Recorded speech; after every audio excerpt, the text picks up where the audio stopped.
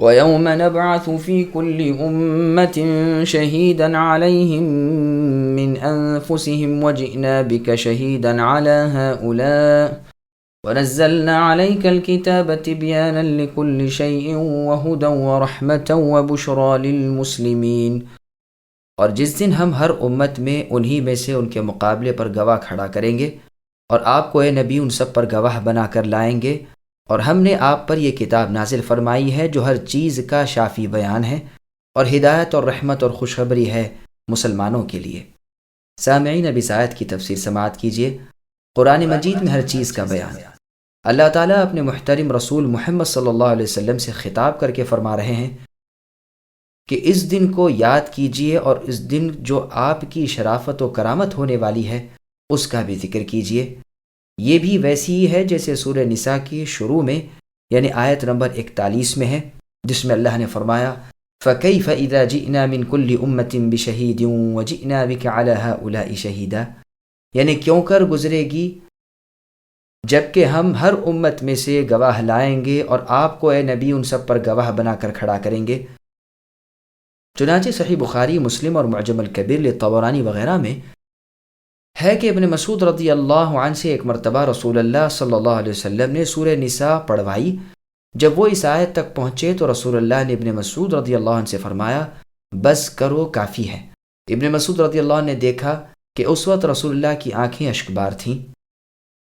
پھر آگے اللہ فرماتے ہیں اس ہماری اتاری ہوئی کتاب میں ہم نے آپ کے سامنے سب کچھ بیان فرما دیا ہے، ہر علم اور ہر شے اس قرآن میں ہے، ہر حلال و حرام، ہر ایک نافع علم، ہر بھلائی، گزشتہ اقوام کی خبریں، آئندہ کے واقعات، دین و دنیا، معاش و معاد، سب کے ضروری احکام و احوال اس میں موجود ہیں۔ یہ قرآن دلوں کی ہدایت ہے، یہ رحمت ہے، یہ بشارت ہے۔ امام اوزاعی رحمہ اللہ فرماتے ہیں کہ یہ کتاب سنت رسول صلی اللہ علیہ وسلم کو ملا کر ہر چیز کا بیان ہے۔ اس آیت کو اوپر والی آیت سے تعلق غالباً یہ ہے کہ جس نے آپ پر اے نبی اس کتاب کی تبلیغ فرض کی ہے اور اسے نازل فرمائی ہے، وہ قیامت کے دن آپ سے اس کی بابت سوال کرنے والے ہیں۔ جیسے فرمان ہے کہ امتوں اور رسولوں سے سب سے سوال ہوگا، اللہ کی قسم ہم سب سے ان کے اعمال کی باس پرس کریں گے۔ رسولوں کو جمع کر کے ان سے سوال ہوگا کہ تمہیں کیا جواب ملا؟ وہ کہیں گے کہ ہمیں کوئی علم نہیں، آپ اے اللہ تمام غیبوں کا علم رکھنے والے ہیں۔ سورہ قصص کی آیت نمبر 85 میں اللہ نے فرمایا ان الذین فرض علیک القرآن لرادک الی معاد، یعنی جس اللہ نے آپ پر اے نبی تبلیغ قرآن فرض کی ہے، وہ آپ کو قیامت کے دن اپنے پاس لوٹا کر اپنے سونپے ہوئے فریضے کی بابت آپ سے پرسش کرنے والے ہیں۔ یہ ایک قول بھی اس آیت کی تفسیر میں ہے اور ہے بھی معقول اور عمدہ۔ ان اللہ یأمر بالعدل والإحسان وإیتاء ذی القربى وینہى عن الفحشاء والمنکر والبغی یعظکم لعلکم تذکرون۔ بے شک اللہ تعالیٰ عدل کا، بھلائی کا اور قرابت داروں کے ساتھ سلوک کرنے کا حکم دیتے ہیں، اور بے حیائی کے کاموں کا، ناشائستہ حرکتوں اور ظلم و زیادتی سے روکتے ہیں۔ وہ خود تمہیں نصیحت کر رہے ہیں کہ تم نصیحت حاصل کرو۔ سامعین، اب اس آیت کی تفسیر سماعت کیجیے۔ عدل، احسان، صلہ رحمی اور فحشاء و منکر کا مطلب اللہ سبحانہ و تعالیٰ اپنے بندوں کو عدل و انصاف کا حکم دیتے ہیں اور سلوک و احسان کی رہنمائی کرتے ہیں۔ گو بدلہ لینا بھی جائز ہے، جیسا کہ اللہ نے سورہ نحل کی آیت نمبر 126 میں فرمایا وَإِنْ عَاقَبْتُمْ إِلَىٰ آخِرِهِ، کہ اگر بدلہ لو تو برابر کا بدلہ لے سکتے ہو، لیکن اگر صبر و سہار کر لو تو کیا ہی کہنا ہے، یہ بڑی مردانگی کی بات ہے۔ اور آیت میں ہے فرمایا کہ صبر کرنے کا اجر اللہ کے ہاں ملے گا، اور سورہ مائدہ کی آیت نمبر 45 میں جس کا ترجمہ ہے زخموں کا قصاص ہے، لیکن جو درگزر کر جائے اس کے گناہوں کی معافی ہے۔ پس عدل تو فرض اور احسان نفل ہے۔ کلمہ توحید کی شہادت بھی عدل ہے، ظاہر باطن کی ایک رنگی بھی عدل ہے، اور احسان یہ ہے کہ باطن کی صفائی ظاہر سے بھی زیادہ ہو، اور فحشاء اور منکر یہ ہے کہ باطن میں کھوٹ ہو اور ظاہر میں بناوٹ ہو۔ وہ صلہ رحمی کا بھی حکم دیتے ہیں، جیسے صاف لفظوں میں سورہ بنی اسرائیل کی آیت نمبر 26 میں فرمایا وَآتِ ذَا الْقُرْبَى حَقَّهُ، کہ رشتہ داروں کو، مسکینوں کو، مسافروں کو ان کا حق دو، اور اسراف و بیجا نہ اڑاؤ۔ حرام کاموں سے وہ اللہ تعالیٰ تمہیں روکتے ہیں، برائیوں سے وہ تمہیں منع کرتے ہیں۔ ظاہری و باطنی تمام برائیاں حرام ہیں، لوگوں پر ظلم و زیادتی حرام ہے۔ چنانچہ سنن ابی داؤد نیز سنن ابن ماجہ میں رسول اللہ کا قول ہے کہ کوئی گناہ ظلم و زیادتی اور قطع رحمی سے بڑھ کر ایسا نہیں کہ دنیا میں بھی جلد ہی اس کا بدلہ ملے اور آخرت میں سخت پکڑ ہو۔ اللہ کے احکام اور یہ روکیں تمہاری نصیحت کے لیے ہیں۔ چنانچہ مستدرک حاکم میں ہے، ابن مسعود رضی اللہ عنہ فرماتے ہیں جامع تر آیت سارے قرآن کی سورہ نحل میں یہ آیت ہے۔ قتادہ رحمہ اللہ فرماتے ہیں جو اچھی عادتیں ہیں ان کا حکم قرآن نے دیا ہے، اور جو بری خصلتیں لوگوں میں ہیں ان سے اللہ تعالیٰ نے روک دیا ہے، بدخلقی اور برائی سے اسے ممانعت کر دی ہے۔ چنانچہ مستدرک حاکم نیز طبرانی میں رسول صلی اللہ علیہ وسلم کا فرمان ہے کہ بہترین اخلاق اللہ کو پسند ہے اور بدخلقی کو وہ ناپسند رکھتے ہیں۔ اس آیت کے شان نزول میں ایک حسن درجے کی حدیث مسند احمد میں وارد ہوئی ہے۔ ابن عباس رضی اللہ عنہما فرماتے ہیں کہ رسول اللہ صلی اللہ علیہ وسلم اپنی انگنائی میں بیٹھے ہوئے تھے کہ عثمان بن مظعون رضی اللہ عنہ آپ کے پاس سے گزرے۔ رسول اللہ نے فرمایا بیٹھتے نہیں ہو؟ وہ بیٹھ گئے۔ رسول اللہ صلی اللہ علیہ وسلم ان کی طرف متوجہ ہو کر باتیں کر رہے تھے کہ رسول اللہ صلی اللہ علیہ وسلم نے دفعتاً یعنی اچانک اپنی نظریں آسمان کی جانب اٹھائیں، کچھ دیر اوپر ہی کو دیکھتے رہے، پھر نگاہیں آہستہ آہستہ نیچے کیں اور اپنی دائیں جانب زمین کی طرف دیکھنے لگے، اور اسی طرف رسول اللہ نے رخ بھی کر لیا اور اس طرح سر ہلانے لگے گویا کسی سے کچھ سمجھ رہے ہوں اور کوئی آپ سے کچھ کہہ رہا ہے۔ تھوڑی دیر تک یہی حالت جاری رہی، پھر رسول اللہ نے نگاہیں اونچی کرنی شروع کی، یہاں تک کہ آسمان تک رسول اللہ کی نگاہیں پہنچیں۔ پھر رسول اللہ ٹھیک ٹھاک ہو گئے اور اسی پہلی بیٹھک پر عثمان بن مظعون رضی اللہ عنہ کی طرف متوجہ ہو کر بیٹھ گئے۔ وہ یہ سب دیکھ رہے تھے، ان سے صبر نہ ہو سکا، پوچھا کہ اے اللہ کے رسول، آپ کے پاس کئی بار بیٹھنے کا اتفاق ہوا لیکن آج جیسا منظر تو کبھی نہیں دیکھا۔ رسول اللہ نے پوچھا تم نے کیا دیکھا؟ کہا یہ کہ آپ نے اپنی نگاہ آسمان کی طرف اٹھائی، پھر نیچی کر لی اور اپنے دائیں طرف دیکھنے لگے اور اسی طرف گھوم کر بیٹھ گئے، مجھے چھوڑ دیا، پھر اس طرح سر ہلانے لگے جیسے کوئی آپ سے کچھ کہہ رہا ہو اور آپ اچھی طرح اسے سمجھ رہے ہوں۔ رسول اللہ نے فرمایا اچھا تم نے یہ سب کچھ دیکھا؟ انہوں نے کہا برابر دیکھتا ہی رہا۔ رسول اللہ نے فرمایا میرے پاس اللہ کا بھیجا ہوا فرشتہ وحی لے کر آیا تھا۔ اس نے کہا اللہ کا بھیجا ہوا ہوں۔ رسول اللہ نے فرمایا ہاں ہاں اللہ کا بھیجا ہوا۔ پوچھا پھر اس نے آپ سے کیا کہا؟ رسول اللہ نے یہی آیت پڑھ کر سنائی۔ عثمان بن مظعون رضی اللہ عنہ فرماتے ہیں اسی وقت میرے دل میں ایمان بیٹھ گیا اور رسول صلی اللہ علیہ وسلم کی محبت نے میرے دل میں گھر کر لیا، یعنی جگہ بنا لی۔ مسند احمد کی ایک اور روایت میں ہے کہ عثمان ابن ابی العاص رضی اللہ عنہ سے مروی ہے کہ رسول اللہ صلی اللہ علیہ وسلم کی خدمت میں بیٹھا ہوا تھا، جو آپ نے اپنی نگاہیں اوپر اٹھائیں اور فرمایا جبریل علیہ السلام میرے پاس آئے اور مجھے حکم دیا کہ میں اس آیت کو سورت کی اس جگہ رکھوں۔ یہ روایت بھی صحیح ہے، واللہ اعلم۔ وَأَوْفُوا بِعَهْدِ اللَّهِ إِذَا عَاهَدتُّمْ وَلَا تَنقُضُوا الْأَيْمَانَ بَعْدَ تَوْكِيدِهَا وَقَدْ جَعَلْتُمُ اللَّهَ عَلَيْكُمْ كَفِيلًا إِنَّ اللَّهَ يَعْلَمُ مَا تَفْعَلُونَ وَلَا تَكُونُوا كَالَّتِي نَقَضَتْ غَزْلَهَا مِن بَعْدِ قُوَّةٍ أَنكَاثًا تَتَّخِذُونَ أَيْمَانَكُمْ دَخَلًا بَيْنَكُمْ أَن تَكُونَ أُمَّةٌ هِيَ أَرْبَىٰ مِنْ أُمَّةٍ إنما يبلوكم الله به وليبينن لكم يوم القيامة ما كنتم فيه تختلفون۔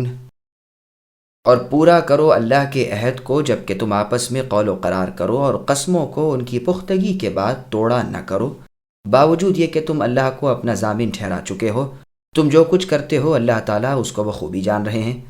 اور اس عورت کی طرح نہ ہو جاؤ جس نے اپنا سونت مضبوط کاٹنے کے بعد ٹکڑے ٹکڑے کر کے توڑ ڈالا، کہ ٹھہراؤ تم اپنی قسموں کو آپس کے مکر کا باعث، اس لیے کہ ایک گروہ دوسرے گروہ سے بڑھا چڑھا ہو جائے۔ بات صرف یہی ہے کہ اس زیادتی سے اللہ تعالیٰ تمہیں آزما رہے ہیں۔ یقیناً اللہ تعالیٰ تمہارے لیے قیامت کے دن ہر اس چیز کو کھول کر بیان کر دیں گے جس میں تم اختلاف کر رہے تھے۔ سامعین اب آیتوں کی تفسیر سماعت کیجیے۔ قسموں اور عہد و پیما کی حفاظت کا حکم۔ اللہ تعالیٰ مسلمانوں کو حکم دیتے ہیں کہ وہ عہد و پیما کی حفاظت کریں، قسموں کو نبھائیں، توڑیں نہیں۔ یہاں قسموں کو نہ توڑنے کی تاکید کی، اور آیت میں فرمایا کہ اپنی قسموں کا نشانہ اللہ کو نہ بناؤ، اس سے بھی قسموں کی حفاظت کرانی مقصود ہے۔ اور آیت میں ہے کہ قسم توڑنے کا کفارہ ہے قسموں کی پوری حفاظت کرو۔ بس آیتوں میں یہ حکم ہے۔ اور بخاری اور مسلم کی حدیث میں ہے، رسول اللہ فرماتے ہیں، واللہ میں جس چیز پر قسم کھا لوں اور پھر اس کے خلاف میں بہتری دیکھوں تو انشاءاللہ تعالی ضرور اس نیک کام کو کروں گا اور اپنی قسم کا کفارہ دے دوں گا۔ تو مندرجہ بالا آیتوں اور احادیث میں کچھ فرق نہ سمجھا جائے۔ وہ قسمیں اور عہد و پیمان جو آپس کے معاہدے اور وعدے کے طور پر ہوں، ان کا پورا کرنا تو بے شک بے حد ضروری ہے، اور جو قسمیں رغبت دلانے روکنے کے لیے زبان سے نکل جائیں وہ بے شک کفارہ دے کر ٹوٹ سکتی ہیں۔ بس اس آیت میں مراد جاہلیت کے زمانے جیسی قسمیں ہیں۔ یہ روایات بخاری، مسلم، نیز مسند احمد اور تفسیر ابن جریر طبری کی ہیں۔ چنانچہ مسند احمد میں ہے، رسول اللہ صلی اللہ علیہ وسلم فرماتے ہیں، اسلام میں دو جماعتوں کی آپس میں ایک رہنے کی قسم کوئی چیز نہیں، ہاں جاہلیت میں ایسی امداد و اعانت کی جو قسمیں آپس میں ہو چکی ہیں، اسلام ان کو اور مضبوط کرتا ہے۔ اس حدیث کے پہلے جملے کے معنی ہے کہ اسلام قبول کرنے کے بعد اب اس کی ضرورت نہیں کہ ایک برادری والے دوسری برادری والوں سے عہد و پیما کریں کہ ہم تم ایک ہیں، راحت و رنج میں شریک ہیں وغیرہ، کیونکہ رشتہ اسلام تمام مسلمانوں کو ایک برادری کر دیتا ہے۔ مشرق مغرب کے مسلمان ایک دوسرے کے ہمدرد و غمخوار ہیں۔ چنانچہ بخاری اور مسلم کی ایک حدیث میں ہے کہ انس بن مالک رضی اللہ عنہ کے گھر میں رسول اللہ صلی اللہ علیہ وسلم نے انصار و مہاجرین میں قسمن قسمی کرائی۔ اس سے ممنوع بھائی بندی مراد نہیں، یہ تو بھائی چارہ تھا جس کی بنا پر آپس میں ایک دوسرے کے وارث ہوتے تھے۔ آخر میں حکم منسوخ ہو گیا اور ورثہ قریبی رشتہ داروں سے مخصوص ہو گیا۔ مسند احمد میں ہے کہ جب یزید ابن معاویہ کی بیعت لوگ توڑنے لگے تو عبداللہ بن عمر رضی اللہ عنہما نے اپنے تمام گھرانے کے لوگوں کو جمع کیا اور اللہ تعالیٰ کی تعریف کر کے اما بعد کہہ کر فرمایا کہ ہم نے یزید ابن معاویہ کی بیعت اللہ اور رسول صلی اللہ علیہ وسلم کی بیعت پر کی ہے، اور میں نے رسول اللہ صلی اللہ علیہ وسلم سے سنا ہے کہ ہر غدار کے لیے قیامت کے دن ایک جھنڈا گاڑا جائے گا اور اعلان کیا جائے گا کہ یہ غدار ہے فلاں بن فلاں کا۔ اللہ کے ساتھ شریک کرنے کے بعد سب سے بڑا اور سب سے بڑا غدر یہ ہے کہ اللہ اور رسول کی بیعت کسی کے ہاتھ پر کر کے پھر توڑ دینا۔ یاد رکھو تم میں سے کوئی یہ برا کام نہ کرے اور اس بارے میں حد سے نہ بڑھے، ورنہ مجھ میں اور اس میں جدائی ہے۔ پھر اللہ تعالیٰ انہیں دھمکاتے ہیں جو عہد و پیما کی حفاظت نہ کریں کہ ان کے اس فعل سے اللہ تعالیٰ علیم و خبیر ہے۔ مکے میں ایک عورت تھی جس کی عقل میں فطور تھا، سوت کاٹنے کے بعد ٹھیک ٹھاک اور مضبوط ہو جانے کے بعد بے وجہ توڑ تاڑ کر پھر ٹکڑے ٹکڑے کر دیتی۔ تو یہ مثال ہے اس کی جو عہد کو مضبوط کر کے پھر توڑ دے۔ یہی بات ٹھیک ہے، اب اسے جانے دیجئے کہ واقع میں کوئی ایسی عورت تھی بھی یا نہیں جو یہ کرتی ہو، یہاں تو صرف مثال مقصود ہے۔ انکاثن کے معنی ٹکڑے ٹکڑے۔ ممکن ہے کہ یہ نقضت غزلہ کا اسم مصدر ہو، اور یہ بھی ہو سکتا ہے کہ بدل ہو کانا کی خبر کا، یعنی انکاث نہ بنو جمع نکث کی ناقص سے۔ پھر فرماتے ہیں کہ قسموں کو مکر و فریب کا ذریعہ نہ بناؤ، کہ اپنے سے بڑوں کو اپنی قسموں سے اطمینان دلاؤ اور اپنی ایمانداری اور نیک نیتی کا سکہ بٹھا کر پھر غداری اور بے ایمانی کر جاؤ۔ ان کی کثرت دیکھ کر جھوٹے وعدے کر کے صلح کر لو اور پھر موقع پا کر لڑائی شروع کر دو، ایسا نہ کرو۔ بس جبکہ اس حالت میں بھی عہد شکنی حرام کر دی تو اپنے غلبے اور اپنی کثرت کے وقت تو بطور اولا حرام ہوئی۔ بحمد اللہ ہم سورہ انفال میں معاویہ رضی اللہ عنہ کا قصہ لکھ آئے ہیں کہ ان میں اور شاہ روم میں ایک مدت تک کے لیے صلح نامہ ہو گیا تھا۔ اس مدت کے خاتمے کے قریب آپ نے مجاہدین سرحدوں کی طرف روانہ کیے کہ وہ سرحد پر پڑاؤ ڈالیں اور مدت کے ختم ہوتے ہی دھاوا کر دیں تاکہ رومیوں کو تیاری کا موقع نہ ملے۔ جب عمرو بن عبسہ رضی اللہ عنہ کو خبر ہوئی تو آپ امیر المؤمنین معاویہ رضی اللہ عنہ کے پاس آئے اور کہنے لگے، اللہ اکبر، اے معاویہ، عہد پورا کیجئے، غدر اور بد عہدی سے بچیے۔ میں نے رسول اللہ صلی اللہ علیہ وسلم سے سنا ہے کہ جس قوم سے عہد معاہدہ ہو جائے تو جب تک کہ مدت صلح ختم نہ ہو جائے کوئی گرہ کھولنے کی بھی اجازت نہیں۔ یہ سنتے ہی معاویہ رضی اللہ عنہ نے اپنے لشکروں کو واپس بلوا لیا۔ یہ روایت سنن ابی داؤد نے سنن ترمذی میں ہے۔ آیت میں اربع سے مراد اکثر ہے۔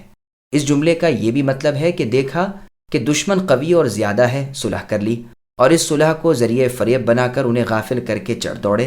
اور یہ بھی مطلب ہے کہ ایک قوم سے معاہدہ کر لیا، پھر دیکھا کہ دوسری قوم ان سے زیادہ قوی ہے، اس سے معاملہ کر لیا اور اگلے معاہدے کو توڑ دیا، یہ سب منع ہے۔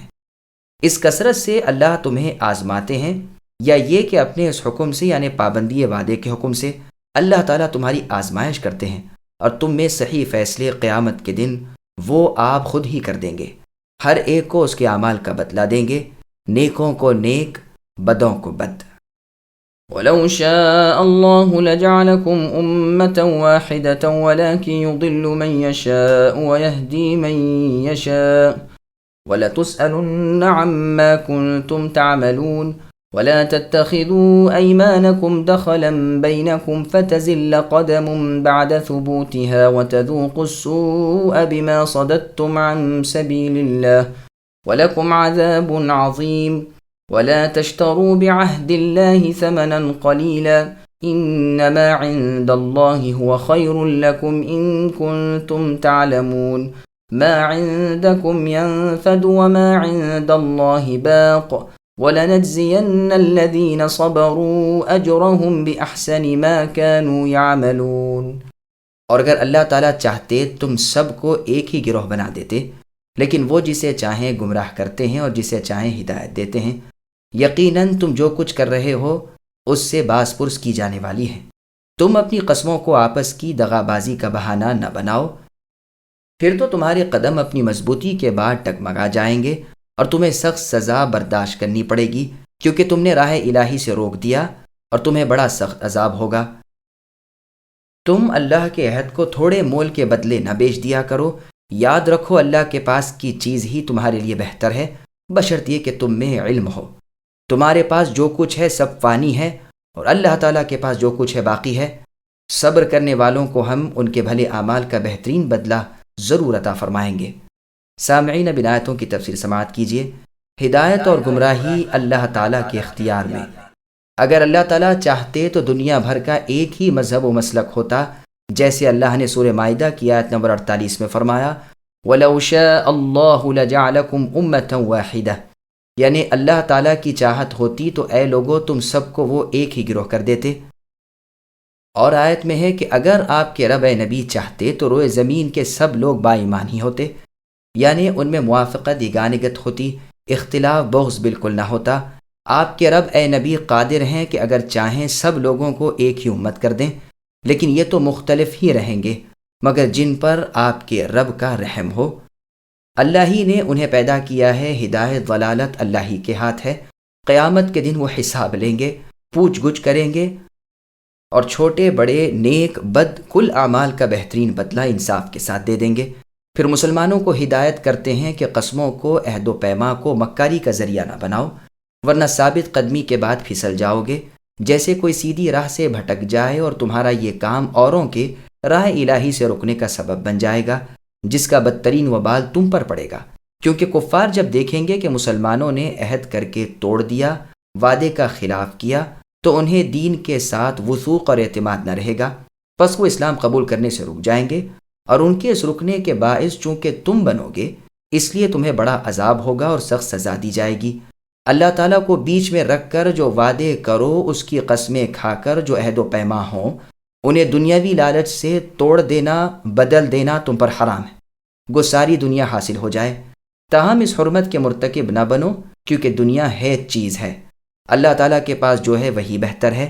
اس جزا اور اس ثواب کی امید رکھو جو اللہ تعالیٰ کی اس بات پر یقین رکھے، اسی کا طالب رہے اور حکم الہی کی پابندی کے ماتحت اپنے وعدوں کی نگہبانی کرے۔ اس کے لیے جو اجر و ثواب اللہ کے پاس ہے وہ ساری دنیا سے بہت زیادہ اور بہت بہتر ہے، اسے اچھی طرح جان لو۔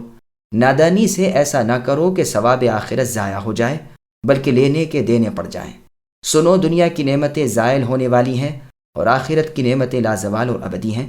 مجھے قسم ہے جن لوگوں نے دنیا میں صبر کیا، میں انہیں قیامت کے دن ان کے بہترین اعمال کا نہایت اعلیٰ صلہ عطا فرماؤں گا اور انہیں بخش دوں گا۔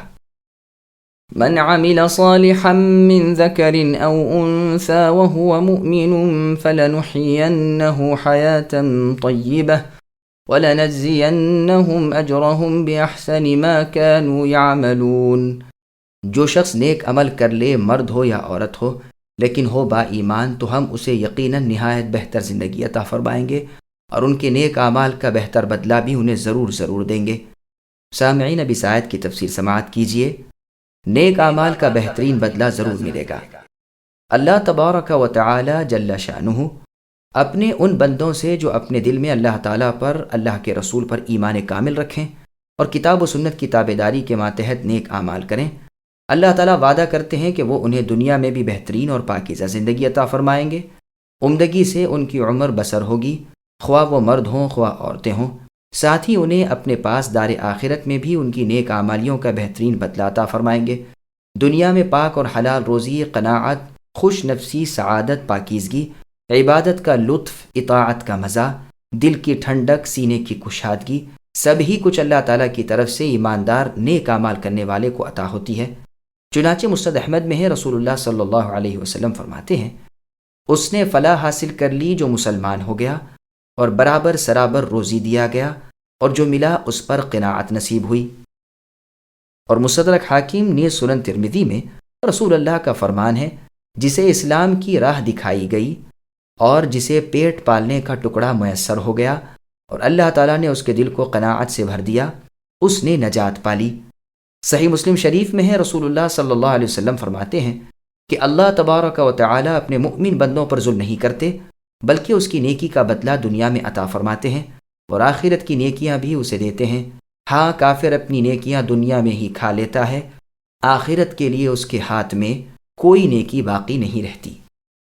فَإِذَا قَرَأْتَ الْقُرْآنَ فَاسْتَعِذْ بِاللَّهِ مِنَ الشَّيْطَانِ الرَّجِيمِ إِنَّهُ لَيْسَ لَهُ سُلْطَانٌ عَلَى الَّذِينَ آمَنُوا وَعَلَى رَبِّهِمْ يَتَوَكَّلُونَ إِنَّمَا سُلْطَانُهُ عَلَى الَّذِينَ يَتَوَلَّوْنَهُ وَالَّذِينَ هُمْ بِهِ مُشْرِكُونَ۔ بس قرآن پڑھنے کے وقت مردود کیے گئے شیطان سے اللہ تعالیٰ کی پناہ طلب کر لیا کیجیے۔ ایمان والوں اور اپنے پروردگار پر بھروسہ رکھنے والوں پر اس شیطان کا زور مطلق نہیں چلتا۔ ہاں، اس کا غلبہ ان پر تو یقیناً ہے جو اسی سے رفاقت کریں اور اسے اللہ تعالیٰ کا شریک ٹھہرائیں۔ سامعین، اب ان آیتوں کی تفسیر سماعت کیجیے۔ تلاوت قرآن کے آغاز میں شیطان کے شر سے اللہ کی پناہ مانگنا۔ اللہ تعالیٰ اپنے نبی محمد صلی اللہ علیہ وسلم کی زبانی اپنے مؤمن بندوں کو حکم فرماتے ہیں کہ قرآن کریم کی تلاوت سے پہلے وہ اعوذ باللہ من الشیطان الرجیم پڑھ لیا کریں۔ یہ حکم فرضیت کے طور پر نہیں ہے۔ ابن جریر رحمہ اللہ وغیرہ نے اس پر اجماع نقل کیا ہے۔ اعوذ کی پوری بحث مع معنی وغیرہ کے ہم اپنی اس تفسیر کے شروع میں لکھ آئے ہیں، فالحمدللہ۔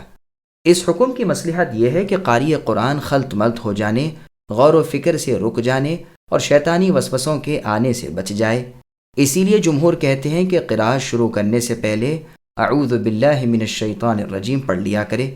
کسی کا قول یہ بھی ہے کہ ختم قراءت کے بعد پڑھے، ان کی دلیل یہی آیت ہے، لیکن صحیح قول پہلا ہی ہے کہ آغاز قراءت میں ہو، اور احادیث کی دلالت بھی اسی پر ہے، واللہ اعلم۔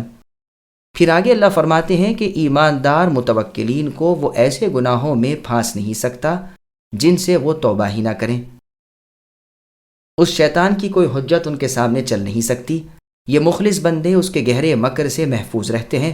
ہاں، جو اس کی اطاعت کریں، اس کے کہے میں آ جائیں، اسے اپنا دوست اور حمایتی ٹھہرا لیں، اسے اللہ تعالیٰ کی عبادتوں میں شریک کرنے لگیں، ان پر تو یہ چھا جاتا ہے۔ یہ مطلب بھی ہو سکتا ہے کہ با کو سببیہ بتلائیں، یعنی وہ اس کی فرما برداری کے باعث اللہ تعالیٰ کے ساتھ شرکت کرنے لگ جائیں۔ یہ معنی بھی ہیں کہ وہ اسے اپنے مال میں، اپنی اولاد میں شریک الہی ٹھہرا لیں۔ وَإِذَا بَدَّلْنَا آيَةً مَكَانَ آيَةٍ وَاللَّهُ أَعْلَمُ بِمَا يُنَزِّلُ قَالُوا إِنَّمَا أَنْتَ مُفْتَرٍ بَلْ أَكْثَرُهُمْ لَا يَعْلَمُونَ قُلْ نَزَّلَهُ رُوحُ الْقُدُسِ مِنْ رَبِّكَ بِالْحَقِّ لِيُثَبِّتَ الَّذِينَ آمَنُوا وَهُدًى وَبُشْرَى لِلْمُسْلِمِينَ وَلَقَدْ نَعْلَمُ أَنَّهُمْ يَقُولُونَ إِنَّمَا يُعَلِّمُهُ بَشَرٌ لسان الذي يلحدون إليه أعجمي وهذا لسان عربي مبين۔ اور جب ہم کسی آیت کی جگہ دوسری آیت بدل دیتے ہیں اور جو کچھ اللہ تعالیٰ نازل فرماتے ہیں اسے وہ خوب جانتے ہیں، تو یہ مشرک کہتے ہیں کہ تو بہتان باز ہے۔ بات یہ ہے کہ ان میں اکثر جانتے ہی نہیں۔ اے نبی کہہ دیجئے کہ اسے تمہارے رب تعالیٰ کی طرف سے جبرائیل حق کے ساتھ لے کر آئے ہیں تاکہ ایمان والوں کو اللہ تعالیٰ استقامت اور ہدایت عطا فرمائے اور مسلمانوں کی رہنمائی اور بشارت کے لیے۔ ہمیں بخوبی علم ہے کہ یہ کافر کہتے ہیں کہ اسے تو ایک آدمی سکھاتا ہے، اس کی زبان جس کی طرف یہ نسبت کر رہے ہیں عجمی ہے، اور یہ قرآن تو صاف عربی زبان میں ہے۔ سامعین اب ان آیتوں کی تفسیر سماعت کیجیے۔ نسخ کی حکمت مشرک نہیں جانتے۔ مشرکوں کی کم عقلی، بے ثباتی اور بے یقینی کا بیان ہو رہا ہے کہ انہیں ایمان کیسے نصیب ہو سکتا ہے۔ یہ تو ازلی بد نصیب ہیں، ناسخ منسوخ سے احکام کی تبدیلی دیکھ کر بکنے لگتے ہیں کہ لو صاحب ان کا بہتان کھل گیا۔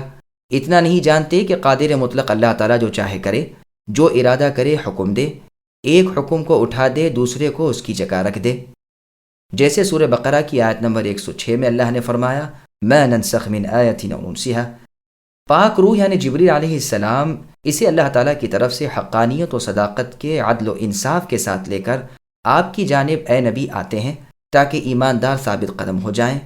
اب اترا مانا، پھر اتارا پھر مانا، ان کے دل رب کی طرف جھکتے رہیں، تازہ تازہ کلام اللہ سنتے رہیں، مسلمانوں کے لیے ہدایت و بشارت ہو جائے، اللہ اور رسول صلی اللہ علیہ وسلم کے ماننے والے اللہ کی راہ یافتہ ہو کر خوش ہو جائیں۔ کافروں کا ایک بہتان اور اس کا رد۔ کافروں کی ایک بہتان بازی بیان ہو رہی ہے کہ وہ کہتے ہیں کہ اسے یہ قرآن ایک انسان سکھاتا ہے۔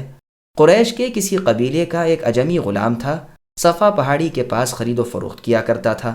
رسول اللہ صلی اللہ علیہ وسلم کبھی کبھی اس کے پاس بیٹھ جایا کرتے تھے اور کچھ باتیں کر لیا کرتے تھے۔ یہ شخص صحیح عربی زبان بولنے پر قادر بھی نہ تھا، ٹوٹی پھوٹی زبان پہ بمشکل اپنا مطلب ادا کر لیا کرتا تھا۔ اس افتراء کا جواب اللہ تعالیٰ دیتے ہیں کہ وہ کیا سکھائے گا جو خود بولنا نہیں جانتا، عجمی زبان کا آدمی ہے اور یہ قرآن تو عربی زبان میں ہے، پھر فصاحت و بلاغت والا، کمال سلاست والا، عمدہ اور اعلیٰ، پاکیزہ اور بالا، معنی مطلب الفاظ و واقعات میں سب سے نرالا، بنی اسرائیلی آسمانی کتابوں سے بھی منزلت اور رفعت والا، وقعت اور عزت والا۔ تم میں اگر ذرا سی عقل ہوتی تو یوں ہتیلی پر چراغ رکھ کر چوری کرنے کو نہ نکلتے، ایسا جھوٹ نہ بکتے جو بے وقوفوں کے ہاں بھی نہ چل سکے۔ ان الذين لا يؤمنون بآيات الله لا يهديهم الله ولهم عذاب أليم انما يفتري الكذب الذين لا يؤمنون بآيات الله واولئك هم الكاذبون من كفر بالله من بعد إيمانه إلا من أكره وقلبه مطمئن بالإيمان ولكن من شرح بالكفر صدرا فعليهم غضب من الله ولهم عذاب عظيم ذلك بأنه مستحب الحياة الدنيا على الآخرة وأن الله لا يهدي القوم الكافرين أولئك الذين طبع الله على قلوبهم وسمعهم وأبصارهم وأولئك هم الغافلون لا جرم أنهم في الآخرة هم الخاسرون۔ جو لوگ اللہ تعالیٰ کی آیتوں پر ایمان نہیں رکھتے انہیں اللہ کی طرف سے بھی رہنمائی نہیں ہوتی اور ان کے لیے المناک یعنی دردناک عذاب ہیں۔ جھوٹ افطرا تو وہی باندھتے ہیں جنہیں اللہ کی آیتوں پر ایمان نہیں ہوتا، یہی لوگ جھوٹے ہیں۔ جو شخص اپنے ایمان کے بعد اللہ سے کفر کرے بجز اس کے جس پر جبر کیا جائے اور اس کا دل ایمان پر برقرار ہو، مگر جو کوئی کھلے دل سے کفر کرے تو ان پر غضب الہی ہے اور انہی کے لیے بہت بڑا عذاب ہے۔ یہ اس لیے کہ انہوں نے دنیا کی زندگی کو آخرت سے زیادہ محبوب رکھا۔ یقیناً اللہ تعالیٰ کافر لوگوں کو راہ راست نہیں دکھاتے۔ یہ وہ لوگ ہیں جن کے دلوں پر اور جن کے کانوں پر اور جن کی آنکھوں پر اللہ تعالیٰ نے مہر لگا دی ہے، اور یہی لوگ غافل ہیں۔ کچھ شک نہیں کہ یہی لوگ آخرت میں سخت نقصان اٹھانے والے ہیں۔ سامعین اب ان آیتوں کی تفسیر سماعت کیجیے۔ محمد صلی اللہ علیہ وسلم کی صداقت کا بیان۔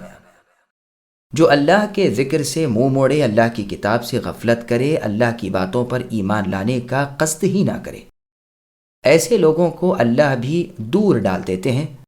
انہیں دین حق کی توفیق ہی نہیں ہوتی، آخرت میں سخت دردناک عذابوں میں پھنستے ہیں۔ پھر فرمایا کہ یہ رسول اللہ صلی اللہ علیہ وسلم اللہ پر جھوٹ افطرا باندھنے والے نہیں، یہ کام تو بدترین مخلوق کا ہے۔ جو ملحد و کافر ہوں ان کا جھوٹ لوگوں میں مشہور ہوتا ہے، اور رسول اللہ محمد مصطفیٰ صلی اللہ علیہ وسلم تو تمام مخلوق سے بہتر و افضل، دیندار، اللہ شناس، سچوں کے سچے ہیں۔ سب سے زیادہ کمال علم و ایمان، عمل و نیکی میں آپ کو حاصل ہے۔ سچائی میں، بھلائی میں، یقین میں، معرفت میں رسول اللہ کا ثانی کوئی نہیں۔ ان کافروں سے ہی پوچھ لو، یہ بھی آپ کی صداقت کے قائل ہیں، آپ کی امانت کے مداح ہیں۔ آپ ان میں محمد صلی اللہ علیہ وسلم امین کے ممتاز لقب سے مشہور و معروف ہیں۔ شاہ روم ہرقل نے جب ابو سفیان سے رسول اللہ کی نسبت بہت سے سوالات کیے، ان میں ایک یہ بھی تھا کہ دعوی نبوت سے پہلے تم نے انہیں کبھی جھوٹ کی طرف نسبت کی ہے؟ ابو سفیان نے جواب دیا، کبھی نہیں۔ اس پر شاہ نے کہا، کیسے ہو سکتا ہے کہ ایک وہ شخص جس نے دنیاوی معاملات میں لوگوں کے بارے میں کبھی جھوٹ کی گندگی سے اپنی زبان خراب نہ کی ہو، وہ اللہ پر جھوٹ باندھنے لگے؟ یہ پوری روایت صحیح بخاری، نیز مسلم، صحیح ابن حبان وغیرہ میں ہے۔ مجبوراً کفر کا ارتکاب ناقض ایمان یعنی ایمان کو ڈھانے والا نہیں۔ اللہ سبحانہ و تعالیٰ بیان فرماتے ہیں کہ جو لوگ ایمان کے بعد کفر کریں، دیکھ کر اندھے ہو جائیں، پھر کفر پر ان کا سینہ کھل جائے، اس پر اطمینان کر لیں، یہ اللہ کے غضب میں گرفتار ہوتے ہیں کہ ایمان کا علم حاصل کر کے پھر اس سے پھر گئے، اور انہیں آخرت میں بڑے بھاری عذاب ہوں گے، کیونکہ انہوں نے آخرت بگاڑ کر دنیا کی محبت کی اور اسلام پر مرتد ہونے کو ترجیح دی، صرف دنیا طلبی کی وجہ سے۔ چونکہ ان کے دل ہدایت حق سے خالی تھے، اللہ کی طرف سے ثابت قدمی انہیں نہیں ملی، دلوں پر مہریں لگ گئیں، نفع کی کوئی بات سمجھ میں نہیں آتی، کان اور آنکھیں بھی بیکار ہو گئیں، نہ حق سن سکیں نہ دیکھ سکیں، بس کسی چیز نے انہیں کوئی فائدہ نہ پہنچایا اور اپنے انجام سے غافل ہو گئے۔ یقیناً ایسے لوگ قیامت کے دن اپنا اور اپنے والوں کا نقصان کرنے والے ہیں۔ پہلی آیت کے درمیان جن لوگوں کا استثناء کیا ہے، یعنی وہ جن پر جبر کیا جائے اور ان کے دل ایمان پر جمے ہوئے ہیں، اس سے مراد وہ لوگ ہیں جو بسبب مار پیٹ اور ایذاؤں کے مجبور ہو کر زبان سے مشرکوں کی موافقت کریں، لیکن ان کا دل وہ نہ کہتا ہو، بلکہ دل میں اللہ تعالیٰ پر اور اللہ کے رسول محمد صلی اللہ علیہ وسلم پر کامل اطمینان کے ساتھ پورا ایمان ہو۔ ابن عباس رضی اللہ عنہما فرماتے ہیں، یہ آیت عمار بن یاسر رضی اللہ عنہ کے بارے میں اتری ہے، جبکہ آپ کو مشرکین نے عذاب کرنا شروع کیا جب تک کہ آپ رسول اللہ کے ساتھ کفر نہ کریں، پس بادل نہ خواستہ مجبوراً اور کرہا کر آپ رضی اللہ عنہ نے ان کی موافقت کی، پھر اللہ تعالیٰ کے نبی صلی اللہ علیہ وسلم کے پاس آ کر عذر بیان کرنے لگے، پس اللہ تعالیٰ نے یہ آیت اتاری۔ یہ روایت تفسیر ابن جریر طبری کی ہے۔ شعبی، قتادہ اور ابو مالک رحمہم اللہ بھی یہی کہتے ہیں۔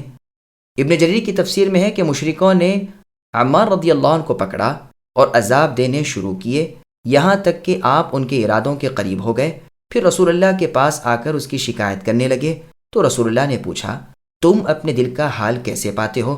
جواب دیا کہ وہ تو ایمان پر مطمئن ہے، جمع ہوا ہے۔ رسول اللہ نے فرمایا، اگر وہ پھر لوٹیں تو تم بھی لوٹنا۔ یہ روایت مستدرک حاکم کی بھی ہے۔ بہقی میں اس سے بھی زیادہ تفصیل سے ہے۔ اس میں ہے کہ آپ رضی اللہ عنہ نے مشرکین مکہ کی ایذا رسانی اور ان کے مجبور کرنے پر رسول صلی اللہ علیہ وسلم کو برا بھلا کہا اور مشرکین کے معبودوں کا ذکر خیر سے کیا۔ پھر رسول اللہ صلی اللہ علیہ وسلم کے پاس آ کر اپنا یہ دکھ بیان کیا کہ اللہ کے رسول، میں مشرکین کے ہاتھوں ملنے والے عذابوں سے نہ چھوڑا گیا جب تک کہ میں نے آپ کو برا بھلا نہ کہہ لیا اور ان کے معبودوں کا ذکر خیر سے نہ کیا۔ رسول اللہ نے فرمایا، تم اپنا دل کیسے پاتے ہو؟ جواب دیا کہ ایمان پر مطمئن۔ فرمایا، اگر وہ پھر کریں تو تم بھی پھر کر لینا۔ اسی پر یہ آیت اتری۔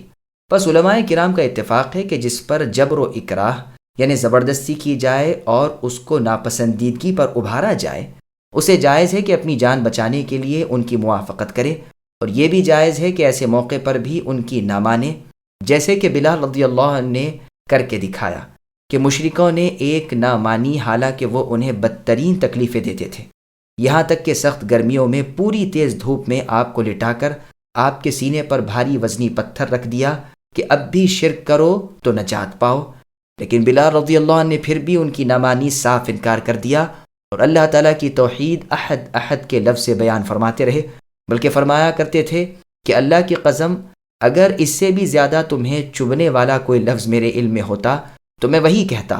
اللہ تعالیٰ ان سے راضی رہے اور انہیں بھی ہمیشہ راضی رکھے۔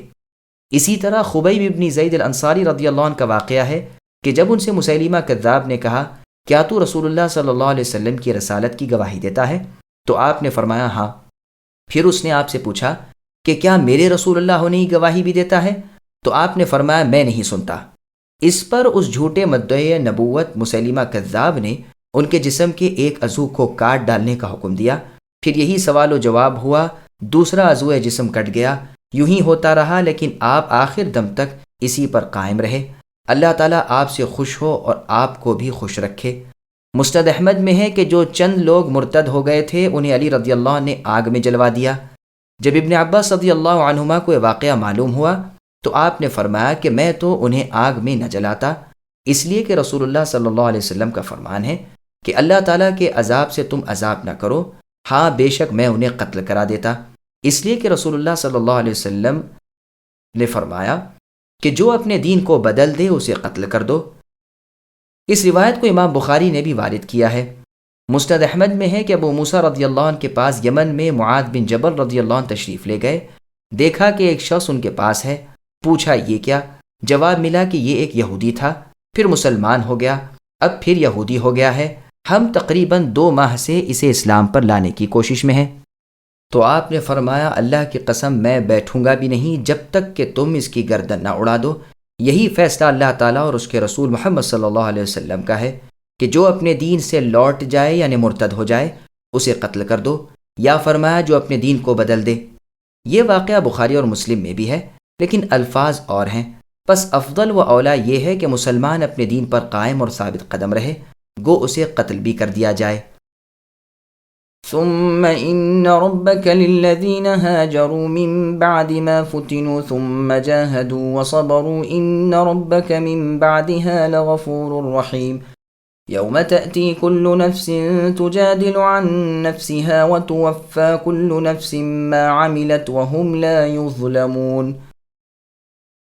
پھر جن لوگوں نے فتنوں میں ڈالے جانے کے بعد ہجرت کی، پھر جہاد کیا اور صبر کا ثبوت دیا، بے شک آپ کے پروردگار اے نبی ان باتوں کے بعد انہیں بخشنے والے اور مہربانیاں کرنے والے ہیں۔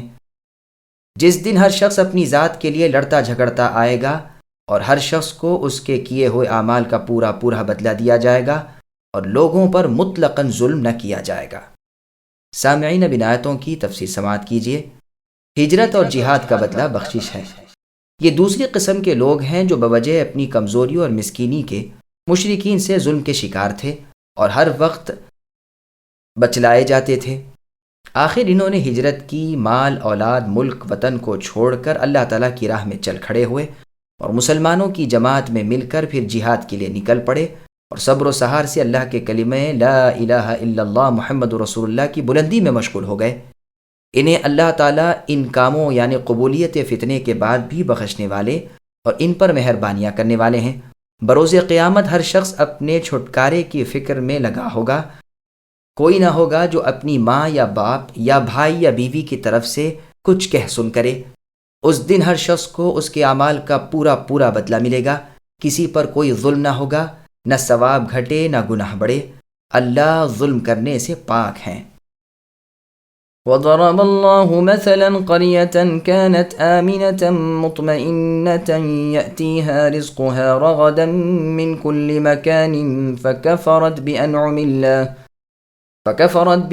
الله فأذاقها الله لباس الجوع والخوف بما كانوا يصنعون وَلَقَدْ جَاءَهُمْ رَسُولٌ مِّنْهُمْ فَكَذَّبُوهُ فَأَخَذَهُمُ الْعَذَابُ وَهُمْ ظَالِمُونَ۔ اور اللہ تعالیٰ اس بستی کی مثال بیان فرماتے ہیں جو پورے امن و اطمینان سے تھی، اس کی روزی اس کے پاس بافراغت ہر جگہ سے چلی آ رہی تھی، پھر اس نے اللہ تعالیٰ کی نعمتوں کا کفر کیا تو اللہ تعالیٰ نے اسے بھوک اور ڈر کا جامہ پہنایا جو بدلہ تھا ان کے کرتوت کا۔ ان کے پاس انہی میں سے رسول پہنچا، پھر بھی انہوں نے اسے جھٹلایا، آخر انہیں عذاب نے آ دبوچا، وہ تھے ہی گنہگار۔ سامعین اب ان آیتوں کی تفسیر سماعت کیجیے۔ نعمتوں کی ناشکری کا نتیجہ، اس سے مراد اہل مکہ ہیں۔ یہ امن و اطمینان میں تھے، آس پاس لڑائیاں ہوتی، یہاں کوئی آنکھ بھر کر بھی نہ دیکھتا، جو یہاں آ جائے امن میں سمجھا جاتا۔ جیسے قرآن میں اللہ نے فرمایا، جس کا ترجمہ ہے کہ یہ لوگ کہتے ہیں اگر ہم ہدایت کی پیروی کریں تو اپنی زمین سے اچک لیے جائیں، کیا ہم نے انہیں امن و امان کا حرم نہیں دے رکھا؟ جہاں ہماری روزیاں قسم قسم کے پھلوں کی شکل میں ان کے پاس چوطرف سے کھینچی چلی آتی ہیں۔ یہاں بھی ارشاد ہوتا ہے کہ عمدہ صحتی پچتی روزی اس شہر کے لوگوں کے پاس ہر طرف آ رہی تھی، لیکن پھر بھی یہ اللہ تعالیٰ کی نعمتوں کے منکر رہے، جن میں سب سے اعلیٰ نعمت نبی صلی اللہ علیہ وسلم کی بعثت تھی، جیسا کہ اللہ نے سورہ ابراہیم کی آیت نمبر 28 میں فرمایا، الم تر الی الذین بدلوا نعمت اللہ کفرا الآیہ، کہ اے نبی کیا آپ نے انہیں دیکھا جنہوں نے اللہ تعالیٰ کی نعمت کفر سے بدل دی اور اپنی قوم کو ہلاکت کے گھر پہنچا دیا، یا جو جہنم ہے جہاں یہ داخل ہوں گے، اور جو بری قرارگاہ ہے۔ ان کی سرکشی کی سزا میں دونوں نعمتیں دو زحمتوں سے بدل دی گئیں، امن خوف سے، اطمینان بھوک اور گھبراہٹ سے۔ انہوں نے اللہ تعالیٰ کے رسول کی نہ مانی، آپ کی مخالفت پر کمر کس لی، تو رسول اللہ نے ان کے لیے 7 قحط سالیوں کی بد دعا کی، جیسے یوسف علیہ السلام کے زمانے میں تھیں۔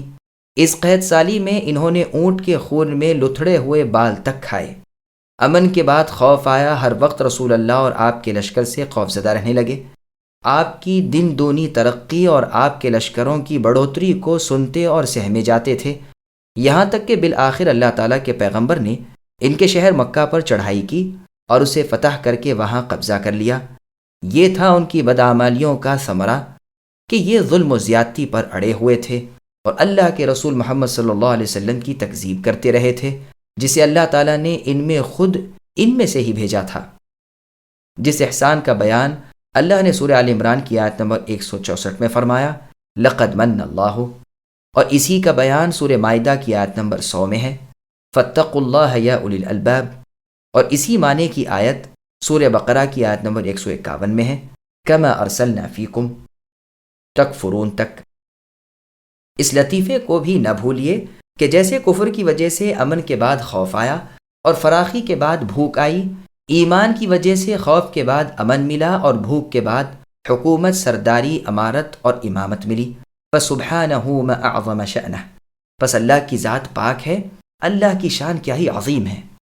سلیم بن نمیر کہتے ہیں، ہم ام المؤمنین حفصہ رضی اللہ عنہا کے ساتھ حج سے لوٹتے ہوئے آ رہے تھے۔ اس وقت مدینۃ المنورہ میں خلیفۃ المؤمنین عثمان رضی اللہ عنہ بلوائیوں کے گھیرے میں تھے۔ ام المؤمنین حفصہ رضی اللہ عنہا اکثر راہ چلتوں سے ان کی بابت دریافت فرمایا کرتی تھیں۔ 2 سواروں کو جاتے ہوئے دیکھ کر آدمی بھیجا کہ ان سے خلیفۃ الرسول عثمان رضی اللہ عنہ کا حال پوچھو۔ انہوں نے خبر دی کہ افسوس، عثمان رضی اللہ عنہ شہید کر دیے گئے۔ اسی وقت آپ رضی اللہ عنہ نے فرمایا، اللہ کی قسم، یہ مدینہ ہی ہے جس کی بابت اللہ تعالیٰ نے فرمایا ہے، وَضَرَبَ اللَّهُ۔ عبید اللہ ابن مغیرہ کے شیخ کا بھی یہی قول ہے، واللہ اعلم۔ فَكُلُوا مِمَّا رَزَقَكُمُ اللَّهُ حَلَالًا طَيِّبًا وَاشْكُرُوا نِعْمَةَ اللَّهِ إِن كُنتُمْ إِيَّاهُ تَعْبُدُونَ إِنَّمَا حَرَّمَ عَلَيْكُمُ الْمَيْتَةَ وَالدَّمَ وَلَحْمَ الْخِنزِيرِ وَمَا أُهِلَّ لِغَيْرِ اللَّهِ بِهِ فَمَنِ اضْطُرَّ غَيْرَ بَاغٍ وَلَا عَادٍ فَإِنَّ اللَّهَ غَفُورٌ رَّحِيمٌ وَلَا تَقُولُوا لِمَ تَصِفُ أَلْسِنَتُكُمُ الْكَذِبَ هَذَا حَلَالٌ وَهَذَا حَرَامٌ لِتَفْتَرُوا عَلَى اللَّهِ الْكَذِبَ إِنَّ الَّذِينَ يَفْتَرُونَ عَلَى اللَّهِ الْكَذِبَ لَا يُفْلِحُونَ متاع قلیل وَلَهُمْ عَذَابٌ أَلِيمٌ۔ جو کچھ حلال اور پاکیزہ روزی اللہ نے تمہیں دے رکھی ہے کھاؤ اور اللہ کی نعمت کا شکر کرو اگر تم اللہ ہی کی عبادت کرتے ہو۔ تم پر صرف مردار اور خون اور سور کا گوشت اور جس چیز پر اللہ کے سوا دوسرے کا نام پکارا جائے حرام ہے۔ پھر بھی اگر کوئی شخص بے بس کر دیا جائے، نہ وہ ظالم ہو نہ حد سے گزرنے والا، تو یقیناً اللہ بخشنے والے رحم کرنے والے ہیں۔ کسی چیز کو اپنی زبان سے جھوٹ موٹ نہ کہہ دیا کرو کہ یہ حلال ہے اور یہ حرام ہے، کہ اللہ پر جھوٹ بہتان باندھ لو۔ سمجھ لو کہ اللہ پر بہتان بازی کرنے والے کامیابی سے محروم رہتے ہیں۔ انہیں بہت تھوڑا سا متاع دنیا ملتا ہے اور ان کے لیے ہی دردناک عذاب ہیں۔ سامعین، اب آیتوں کی تفصیل سماعت کیجیے۔ بعض حرام کردہ اشیاء کا تذکرہ۔ اللہ تعالیٰ اپنے مؤمن بندوں کو اپنی دی ہوئی پاک روزی حلال کرتے ہیں اور شکر کرنے کی ہدایت کرتے ہیں، اس لیے کہ نعمتوں کے داتا وہی اللہ ہیں۔ اسی لیے عبادت کے لائق بھی صرف وہی ایک ہے، اللہ کا کوئی شریک اور ساتھی نہیں۔ پھر ان چیزوں کا بیان فرما رہے ہیں جو اللہ نے مسلمانوں پر حرام کر دی ہیں، جس میں ان کے دین کا نقصان بھی ہے اور ان کے دنیا کا نقصان بھی ہے، جیسے از خود مرا ہوا جانور اور بوقت ذبح بہا ہوا خون اور سور کا گوشت، اور جو جانور اللہ کے سوا دوسرے کے نام پر ذبح کیا جائے، لیکن جو شخص ان کے کھانے کی طرف بے بس، لاچار، عاجز و محتاج، بے قرار ہو جائے اور انہیں کھا لے تو اللہ تعالیٰ بخشنے والے، رحمت سے کام لینے والے ہیں۔ سورہ بقرہ میں اسی جیسی آیت گزر چکی ہے اور وہیں اس کی کامل تفسیر بھی بیان کر دی ہے، اب دوبارہ دہرانے کی حاجت نہیں، فالحمدللہ۔ پھر کافروں کے رویے سے مسلمانوں کو اللہ تعالیٰ روک رہے ہیں کہ جس طرح انہوں نے از خود اپنی سمجھ سے حلت و حرمت قائم کر لی ہے، تم یہ نہ کرو۔ آپس میں طے کر لیا کہ فلاں کے نام کا جانور حرمت و عزت والا، بحیرہ، سائبہ، وسیلہ، حام وغیرہ۔ فرمان ہے کہ اپنی زبانوں سے جھوٹ موٹ اللہ تعالیٰ کے ذمے الزام رکھ کر آپ خود ہی حلال حرام نہ ٹھہرا لو۔ اس میں یہ بھی داخل ہے کہ کوئی اپنی طرف سے کسی بدعت کو نکالے جس کی کوئی شرعی دلیل نہ ہو، یا اللہ تعالیٰ کے حرام کو حلال کرے یا مباح کو حرام کر دے اور اپنی رائے اور تشبیہ سے احکام ایجاد کرے۔ لما تصفوں میں ما مصدریہ ہے، یعنی تم جھوٹ وصف اپنی زبان سے حلال حرام کا نہ گھڑ لو۔ ایسے لوگ دنیا کی فلاح سے، آخرت کی نجات سے محروم ہو جاتے ہیں۔ دنیا میں گو کچھ یوں ہی سا فائدہ اٹھا لیں، لیکن مرتے ہی المناک عذابوں کا لقمہ بنیں گے۔ یہاں کچھ چکھا چکھی کر لیں، وہاں سخت عذاب بے بسی کے ساتھ برداشت کرنے پڑیں گے، جیسے اللہ تعالیٰ نے سورہ یونس کی آیت نمبر 69 اور 70 میں فرمایا، جس کا ترجمہ ہے، اللہ پر جھوٹ افطرا کرنے والے نجات سے محروم ہیں۔ دنیا میں کچھ یوں ہی سی پونجی لے لیں، پھر تو ہم ان کے کفر کی وجہ سے سخت عذاب انہیں چکھائیں گے۔ وعلى الذين هادوا حرمنا ما قصصنا عليك من قبل وما ظلمناهم ولكن كانوا أنفسهم يظلمون ثم إن ربك للذين عملوا السوء بجهالة ثم تابوا من بعد ذلك وأصلحوا إن ربك من بعدها لغفور رحيم۔ اور یہودیوں پر جو کچھ ہم نے حرام کیا تھا اسے ہم پہلے ہی سے آپ کو اے نبی سنا چکے ہیں۔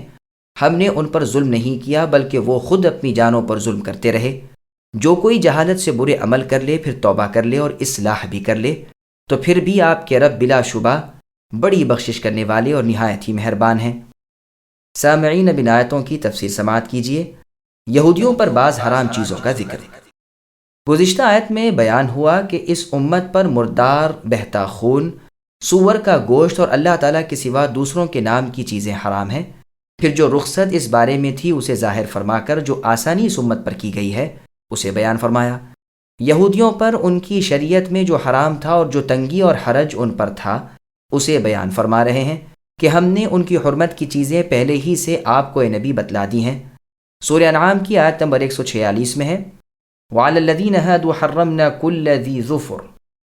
اس میں حرام چیزوں کا ذکر ہو چکا ہے، یعنی یہودیوں پر ہم نے تمام ناخن والے جانوروں کو حرام کر دیا تھا، اور گائے اور بکریوں کی چربی کو سوائے اس چربی کے جو ان کی پیٹھ پر لگی ہو یا اتڑیوں پر یا ہڈیوں سے ملی ہوئی ہو۔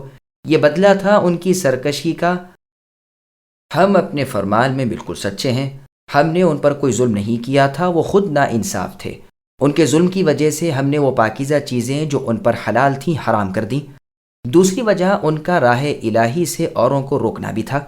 پھر اللہ تعالیٰ اپنے اس رحم و کرم کی خبر دیتے ہیں جو وہ گنہگار مؤمنوں کے ساتھ کرتے ہیں کہ ادھر اس نے توبہ کی، ادھر رحمت بھری گود اس کے لیے پھیل گئی۔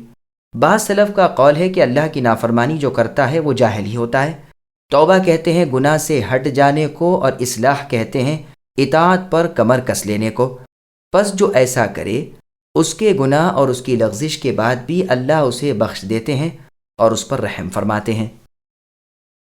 ان ابراہیم كان امة قانتا للہ حنیفا ولم يك من المشرکین شاکرا لانعمه اجتباہ وهداه الى صراط مستقیم وآتیناہ فی الدنیا حسنہ وإنه في الآخرة لمن الصالحين ثم أوحينا إليك أن اتبع ملة إبراهيم حنيفا وما كان من المشركين۔ بے شک ابراہیم علیہ السلام پیشوا اور اللہ تعالیٰ کے فرما بردار اور ایک طرفہ مخلص تھے، وہ مشرکوں میں سے نہ تھے، اللہ تعالیٰ کی نعمتوں کی شکر گزاری کرنے والے تھے۔ اللہ تعالیٰ نے انہیں اپنا برگزیدہ کر لیا تھا اور انہیں راہ راست سمجھا دی تھی۔ ہم نے انہیں دنیا میں بھی ہر طرح کی بہتری دی تھی اور بے شک وہ آخرت میں بھی البتہ نیک کاروں میں ہیں۔ پھر ہم نے آپ کی جانب اے نبی وحی بھیجی کہ آپ ابراہیم حنیف کی پیروی کرتے رہیے جو مشرکوں میں سے نہ تھے۔ سامعین، بنایتوں کی تفسیر سماعت کیجیے۔ ابراہیم علیہ السلام رشد و ہدایت کے امام تھے، ایک طرفہ اللہ کی عبادت کرنے والے تمام لوگوں کے امام، تمام نبیوں کے والد، اللہ تعالیٰ کے دوست، رسول جل وعلا ابراہیم علیہ السلام کی تعریف بیان ہو رہی ہے، اور مشرکوں، یہودیوں اور نصرانیوں سے انہیں علیحدہ کیا جا رہا ہے۔ امتن کے معنی امام کے ہیں جن کی اقتداء کی جائے۔ قانت کہتے ہیں اطاعت گزار فرمانبردار کو۔ حنیف کے معنی ہیں شرک سے ہٹ کر توحید کی طرف آ جانے والے۔ اسی لیے فرمایا کہ وہ مشرکوں سے بیزار تھے۔ ابن مسعود رضی اللہ عنہ سے جب امت قانت کے معنی دریافت کیے گئے تو فرمایا لوگوں کو بھلائی سکھانے والے اور اللہ اور رسول اللہ کی ماتحتی کرنے والے۔ ابن عمر رضی اللہ عنہما فرماتے ہیں کہ امت کے معنی ہیں لوگوں کے دین کا معلم۔ ایک مرتبہ ابن مسعود رضی اللہ عنہ نے فرمایا کہ معاذ رضی اللہ عنہ امت قانت اور حنیف تھے۔ اس پر کسی نے اپنے دل میں سوچا کہ عبداللہ رضی اللہ عنہ غلطی کر گئے، ایسے تو قرآن کی گواہی کی روح سے اللہ کے دوست ابراہیم علیہ السلام تھے۔ پھر زبانی کہا کہ اللہ تعالیٰ نے ابراہیم علیہ السلام کو امت فرمایا ہے، تو آپ نے فرمایا جانتے بھی ہو امت کے کیا معنی اور قانت کے کیا معنی؟ امت کہتے ہیں اسے جو لوگوں کو بھلائی سکھائے، اور قانت کہتے ہیں اسے جو اللہ تعالیٰ اور اللہ کے رسول صلی اللہ علیہ وسلم کی اطاعت میں لگا رہے۔ بے شک معاذ رضی اللہ عنہ ایسے ہی تھے۔ مجاہد رحمہ اللہ فرماتے ہیں وہ تنہا امت تھے اور تابع فرمان تھے۔ وہ اپنے زمانے میں تنہا موحد مؤمن تھے، باقی تمام لوگ اس وقت کافر تھے سوائے لوط علیہ السلام کے۔ قتادہ رحمہ اللہ فرماتے ہیں وہ ہدایت کے امام تھے اور اللہ کے غلام تھے، اللہ کی نعمتوں کے قدردان اور شکر گزار تھے، اور رب کے تمام احکام کے عامل تھے، جیسے خود اللہ تعالیٰ نے سورہ نجم کی آیت نمبر 37 میں فرمایا وہ ابراہیم الذی وفا، وہ ابراہیم جنہوں نے پورا کیا، یعنی اللہ کے تمام احکام مانے اور بچا لائے۔ انہیں اللہ نے مختار اور مصطفیٰ بنا لیا، جیسے اللہ نے انبیاء کی آیت نمبر 51 میں فرمایا وَلَقَدْ آتَيْنَا إِبْرَاهِيمَ رُشْدَهُ الآیہ، یعنی ہم نے پہلے ہی سے ابراہیم کو رشد و ہدایت دے رکھی تھی اور ہم انہیں خوب جانتے تھے۔ انہیں ہم نے راہ مستقیم کی رہبری کی تھی، صرف ایک اللہ وحدہ لا شریک لہ کی وہ عبادت و اطاعت کرتے تھے اور اللہ کی پسندیدہ شریعت پر قائم تھے۔ ہم نے انہیں دین و دنیا کی خیر کا جامع بنایا تھا، اپنی پاکیزہ زندگی کے تمام ضروری اوصاف حمیدہ ان میں تھے، ساتھ ہی آخرت میں بھی نیکیوں کے ساتھ اور صلاحیت والے تھے۔ ان کا پاک ذکر دنیا میں بھی باقی رہا اور آخرت میں بڑے عظیم الشان درجے ملے۔ ان کے کمال، ان کی عظمت، ان کی محبت توحید اور ان کے پاک طریق پر اس سے بھی روشنی پڑتی ہے کہ اے ختم الرسل، اے سید الانبیاء محمد صلی اللہ علیہ وسلم، آپ کو بھی ہمارا حکم ہو رہا ہے کہ ملت ابراہیم علیہ السلام حنیف کی پیروی کیجیے جو مشرکوں سے بری الذمہ اور بیزار تھے۔ سورہ انعام کی آیت نمبر 161 میں اللہ کا ارشاد ہے قُلْ إِنَّنِي هَدَانِي رَبِّي إِلَى صِرَاطٍ مستقیم الآیہ، یعنی اے نبی کہہ دیجئے کہ مجھے میرے رب نے صراط مستقیم کی رہبری کی ہے، مضبوط اور قائم دین ابراہیم حنیف کی جو مشرکوں میں نہ تھے۔ پھر یہودیوں پر انکار ہو رہا ہے اور فرمایا جا رہا ہے انما جعل السبت على الذين اختلفوا فيه وان ربك ليحكم بينهم يوم القيامة فيما كانوا فيه يختلفون، بے شک ہفتے کے دن کی عظمت تو صرف ان لوگوں کے ذمے ہی ضروری کی گئی تھی جنہوں نے اس میں اختلاف کیا تھا۔ بات یہ ہے کہ آپ کے پروردگار اے نبی خود ہی ان میں ان کے اختلاف کا فیصلہ قیامت کے دن کریں گے۔ سامعین، اب اس آیت کی تفسیر سماعت کیجیے۔ ہر امت کے لیے ہفتے کے بعض دنوں کی حرمت کا بیان۔ ہر امت کے لیے ہفتے میں ایک دن اللہ تعالیٰ نے ایسا مقرر کیا ہے جس میں وہ جمع ہو کر اللہ کی عبادت کی خوشی منائیں۔ اس امت کے لیے وہ دن جمعے کا دن ہے، اس لیے وہ چھٹا دن ہے جس میں اللہ تعالیٰ نے اپنی مخلوق کا کمال کیا اور ساری مخلوق پیدا ہو چکی اور اپنے بندوں کو ان کی ضرورت کی اپنی پوری نعمت عطا فرما دی۔ مروی ہے کہ موسیٰ علیہ السلام کی زبانی یہی دن بنی اسرائیل کے لیے مقرر فرمایا گیا تھا لیکن وہ اس سے ہٹ کر ہفتے کے دن کو لے کر بیٹھے، یہ سمجھ کر کہ جمعے کو مخلوق پوری ہو گئی، ہفتے کے دن اللہ نے کوئی چیز پیدا نہیں کی۔ پس تورات جب اتری ان پر وہی ہفتے کا دن مقرر ہوا اور انہیں حکم ملا کہ اسے مضبوطی سے تھامے رہیں۔ ہاں، یہ ضرور فرما دیا گیا تھا کہ رسول اللہ صلی اللہ علیہ وسلم جب بھی آئیں تو وہ سب کے سب کو چھوڑ کر صرف آپ ہی کی اتباع کریں۔ اس بات پر ان سے وعدہ بھی لے لیا تھا۔ پس ہفتے کا دن انہوں نے خود ہی اپنے لیے چھانٹا تھا اور آپ ہی جمعے کو چھوڑا تھا۔ عیسیٰ ابن مریم علیہ السلام کے زمانے تک یہ اسی پر رہے۔ کہا جاتا ہے کہ پھر آپ نے انہیں اتوار کے دن کی طرف دعوت دی۔ ایک قول ہے کہ آپ نے تورات کی شریعت چھوڑی نہ تھی، سوائے بعض منسوخ احکام کے، اور ہفتے کے دن کی محافظت آپ نے بھی برابر جاری رکھی۔ جب آپ اوپر چڑھا لیے گئے تو آپ کے بعد قسطنطین بادشاہ کے زمانے میں صرف یہودیوں کی ضد میں آ کر صخرہ سے مشرق جانب کو اپنا قبلہ انہوں نے مقرر کر لیا اور ہفتے کے بجائے اتوار کا دن مقرر کر لیا۔ بخاری اور مسلم کی حدیث میں ہے کہ رسول اللہ صلی اللہ علیہ وسلم فرماتے ہیں کہ ہم سب سے آخر والے ہیں اور قیامت کے دن سب سے آگے والے ہیں۔ ہاں، انہیں کتاب اللہ ہم سے پہلے دی گئی، یہ دن بھی اللہ نے ان پر فرض کیا، لیکن ان کے اختلاف نے انہیں کھو دیا اور اللہ رب العزت نے ہمیں اس کی ہدایت دی۔ پس یہ سب لوگ ہمارے پیچھے ہی پیچھے ہیں، یہود 1 دن پیچھے، نصارہ 2 دن۔ رسول اللہ فرماتے ہیں ہم سے پہلے کی امتوں کو اللہ نے اس دن سے محروم کر دیا، یہود نے ہفتے کا دن رکھا، نصارہ نے اتوار کا، اور جمعے کا ہمارا ہوا۔ پس جس طرح دونوں کے اس اعتبار سے وہ ہمارے پیچھے ہیں، اسی طرح قیامت کے دن بھی ہمارے پیچھے ہی رہیں گے۔ ہم دنیا کے اعتبار سے پیچھے ہیں، یعنی سب سے اخیر میں آئے ہیں، اور قیامت کے اعتبار سے پہلے ہیں، یعنی تمام مخلوق میں سب سے پہلے فیصلے ہمارے ہوں گے۔ یہ روایت مسلم کی ہے۔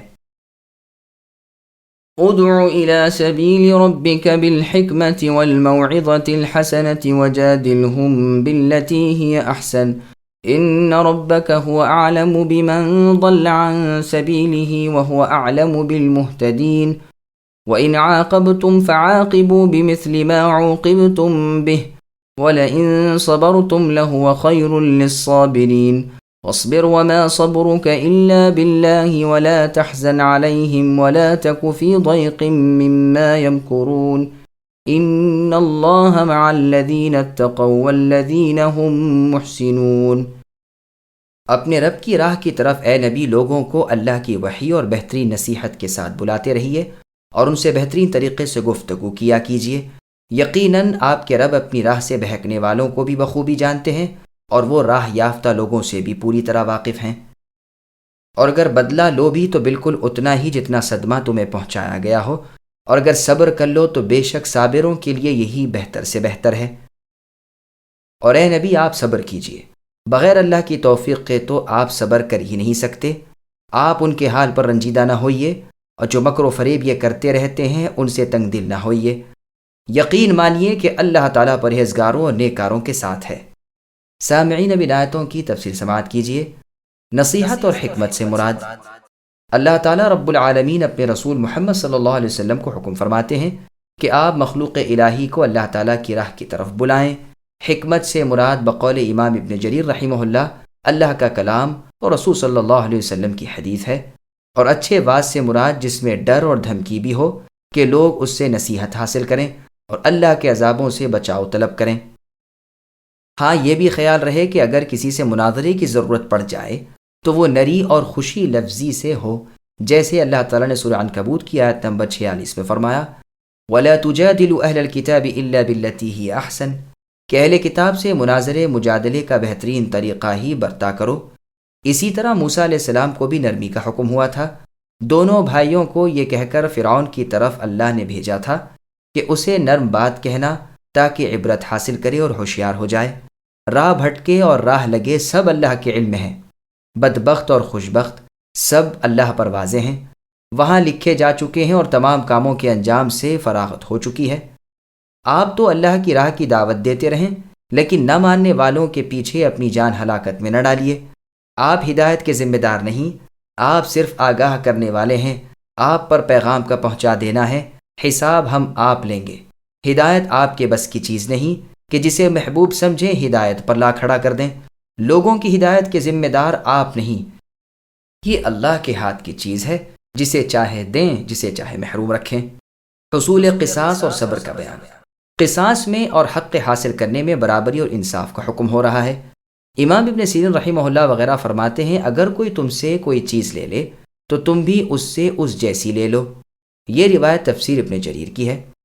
تفسیر ابن جریر ہی میں ابن زید رحمہ اللہ کا قول ہے کہ پہلے تو مشرکوں سے درگزر کرنے کا حکم تھا، جب ذرا حیثیت دار لوگ مسلمان ہوئے تو انہوں نے کہا کہ اگر اللہ کی طرف سے بدلے کی رخصت ہو جائے تو ہم بھی ان کتوں سے نمٹ لیا کریں۔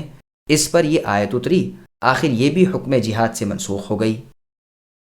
شعبی اور ابن جریج رحمہ اللہ کہتے ہیں کہ مسلمانوں کی زبان سے نکلا تھا کہ ان لوگوں نے جو ہمارے شہیدوں کی بے حرمتی کی ہے اور ان کے اعضائے بدن کاٹ دیے ہیں، واللہ ہم بھی ان سے اس کا بدلہ لے کر یہی چھوڑیں گے۔ پس اللہ تعالیٰ نے ان کے بارے میں یہ آیتیں اتاری۔ مسند احمد میں ہے کہ جنگ احد میں 60 انصاری شہید ہوئے اور 6 مہاجر رضی اللہ عنہم۔ اصحاب رسول اللہ صلی اللہ علیہ وسلم کی زبان سے نکل گیا کہ جب ہم ان مشرکوں پر غلبہ پائیں گے تو ہم بھی ان کے ٹکڑے کیے بغیر نہ رہیں گے۔ چنانچہ فتح مکہ والے دن ایک شخص نے کہا کہ آج کے دن کے بعد قریش پہچانے بھی نہ جائیں گے۔ اسی وقت ندا ہوئی، اللہ کے رسول صلی اللہ علیہ وسلم تمام لوگوں کو پناہ دیتے ہیں بجز فلاں فلاں کے جن کے نام لے دیے گئے۔ اس پر اللہ تعالیٰ نے یہ آیتیں نازل فرمائی۔ نبی صلی اللہ علیہ وسلم نے اسی وقت فرمایا کہ ہم صبر کرتے ہیں اور بدلہ نہیں لیتے۔ اس آیت کریمہ کی مثالیں قرآن کریم میں اور بھی بہت سی ہیں۔ اس میں عدل کی مشروعیت کا بیان ہوا ہے اور افضل طریقے کی طرف اشارہ کیا گیا ہے، جیسے سورہ شورا کی آیت نمبر 40 میں اللہ نے فرمایا جزاء سیئۃ سیئۃ مثلھا۔ اس میں ہے کہ برائی کا بدلہ لینے کی رخصت عطا تو ہوئی، پھر فرمایا کہ جو درگزر کر لے اور اصلاح کر لے اس کا اجر اللہ تعالیٰ پر ہے۔ اسی طرح سورہ مائدہ کی آیت نمبر 45 والجروح قصاص میں بھی زخموں کا بدلہ لینے کی اجازت دے کر فرمایا ہے کہ جو بطور صدقہ معاف کر دے یہ معافی اس کے گناہوں کا کفارہ ہو جائے گی۔ اسی طرح اس آیت میں بھی برابر برابر بدلہ لینے کے جواز کا ذکر فرما کر پھر ارشاد ہوا ہے کہ اگر صبر کر لو تو یہ بہت ہی بہتر ہے۔ پھر صبر کی مزید تاکید کی اور ارشاد فرمایا کہ یہ ہر ایک کے بس کی بات نہیں، ان سے ہی ہو سکتا ہے جن کی مدد پر اللہ ہو اور جنہیں اللہ کی جانب سے توفیق نصیب ہوئی ہو۔ پھر آگے ارشاد ہوتا ہے کہ اپنے مخالفین کا غم اے نبی نہ کیجیے، ان کی قسمت میں ہی مخالفت لکھ دی گئی ہے، نہ ان کے فن فریب سے آزردہ خاطر ہوئیے، اللہ تعالیٰ آپ کو کافی ہیں، وہی آپ کے مددگار ہیں، وہی آپ کو ان سب پر غالب کرنے والے ہیں اور ان کی مکاریوں اور چالاکیوں سے بچانے والے ہیں۔ ان کی عداوت اور ان کے برے ارادے آپ کا کچھ نہیں بگاڑ سکتے۔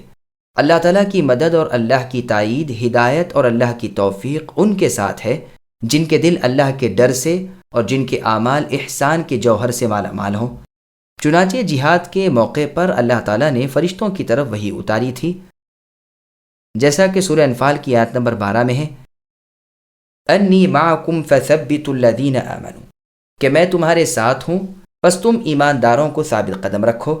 اسی طرح موسیٰ اور ہارون علیہ السلام سے اللہ تعالیٰ نے فرمایا تھا، جس کا ذکر سورہ طٰہٰ کی آیت نمبر 46 میں ہے کہ لا تخافا اننی معکما اسمع و ارى، کہ تم دونوں اے موسیٰ اور اے ہارون خوف نہ کھاؤ، میں تمہارے ساتھ ہوں اپنے علم سے، تمہیں دیکھتا اور سنتا ہوں۔ غار میں رسول اللہ صلی اللہ علیہ وسلم نے ابو بکر رضی اللہ عنہ سے فرمایا تھا، جس کا ذکر سورہ توبہ کی آیت نمبر 40 میں ہے کہ لا تحزن ان اللہ معنا، کہ اے ابو بکر غم نہ کیجئے، اللہ تعالی ہمارے ساتھ ہے۔ بس یہ ساتھ تو خاص تھا اور مراد اس سے تائید و نصرت الہی کا ساتھ ہونا ہے، نہ کہ خود اللہ کا بذات، کیونکہ اللہ بذات خود تو ساتوں آسمانوں کے اوپر عرش پر مستوی اپنی مخلوق سے جدا ہے، اور اللہ کا علم اور سننا اور دیکھنا ہر جگہ ہے، اور اللہ کا عام طور پر ہر چیز کے ساتھ اپنے علم سے ہونا سورہ حدید کی آیت نمبر 4 میں ہے کہ وَهُوَ مَعَكُمْ أَيْنَمَا كُنْتُمْ وَاللَّهُ بِمَا تَعْمَلُونَ بَصِيرٌ، اور جہاں کہیں بھی اے انسانوں تم ہوتے ہو وہ اللہ تمہارے ساتھ اپنے علم کے اعتبار سے ہوتے ہیں اور وہ تمہیں دیکھتے ہیں۔